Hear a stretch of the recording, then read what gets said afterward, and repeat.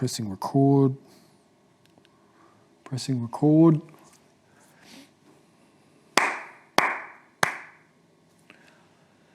G'day ladies and germs, Connor here from C-Dubs Media, back with another video. And tonight, or today, whatever it is for you, we're actually reviewing some earbuds, and this is the Raycon Everyday Earbuds.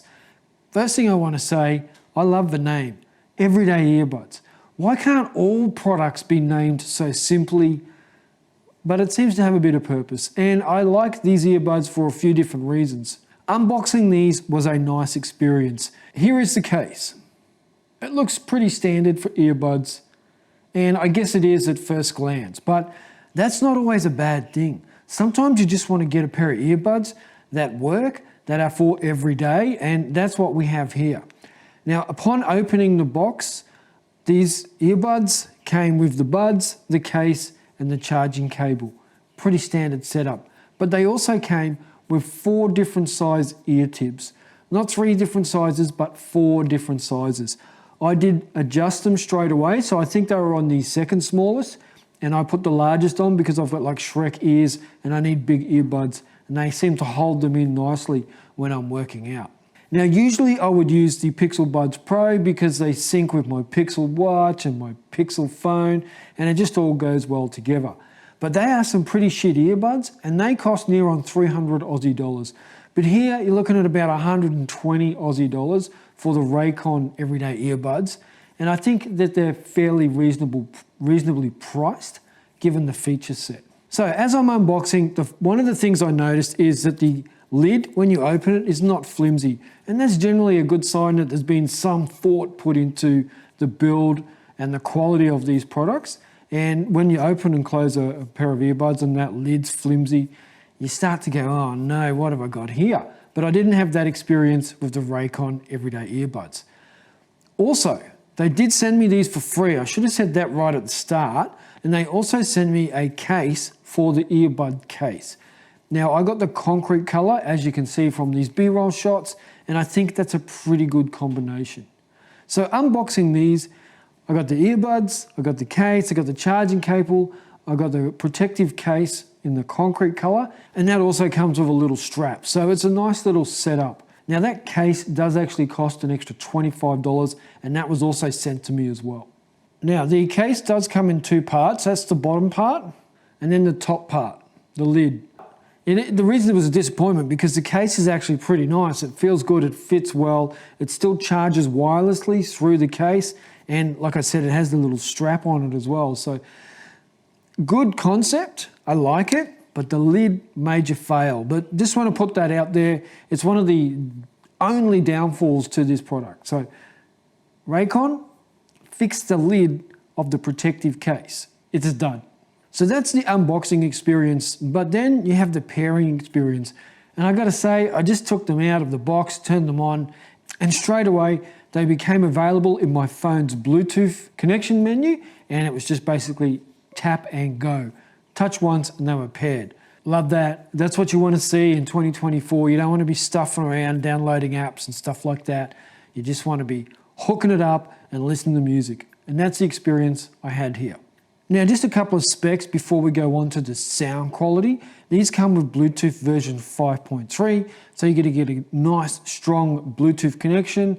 You're going to get 500 milliamp hour battery between the buds and the charging case, which is pretty good. That's a lot of battery power. And they do say it equates to about 32 hours of use. So if I work out for an hour a day or use these for 1 hour a day, I'm going to get a total of 32 days use out of them. And generally that's when I would use my earbuds when I'm working out. So I did like that. Now these are called everyday earbuds, but I was using them purely for working out, and I can easily say that they stayed in nicely when I was running. So this morning I did an 8-kilometer run and they stayed in. I had to just push one side in once. Maybe I didn't put it in properly at the start, but that's pretty good. They don't have wingtips, like the hooked wingtips or anything like that, but they stayed in for 8 kilometers. So I was pretty happy with that. Now that is about 8 hours of call time, so I don't know if you might use these earbuds while you're working, like being a courier driver or something like that. They're saying you're going to get 8 hours of use out of them while you're talking to people. 1.5 hours to fully charge them. So take what you will from that. I don't know, people who spend 8 hours a day on their mobile phone talking in calls, but if you do, it's going to last you 8 hours. Now, like I said, you get up to 10 meters of a good solid connection. In my testing, I was getting that throughout my house with walls in between as well. So pretty good connection, and you would expect that with Bluetooth 5.3. And these are IP66. So not your IP68, which is what you would prefer to see in earbuds, especially if you're an outdoors person that exercises a lot. Here in Australia in summer, it can piss down rain for up to like an hour at a time. So that's your whole workout outdoors in the rain. I want earbuds that are going to be able to handle that. These might, but they also might not at IP66. So they can handle a bit of a splash here and there, but you wouldn't want to dunk them.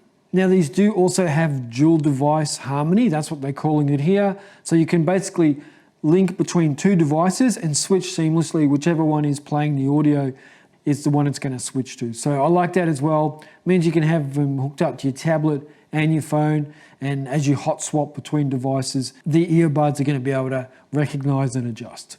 Pretty cool. Now, they do say that they have 4 microphones, and that helps with clear calling, so that's pretty good as well.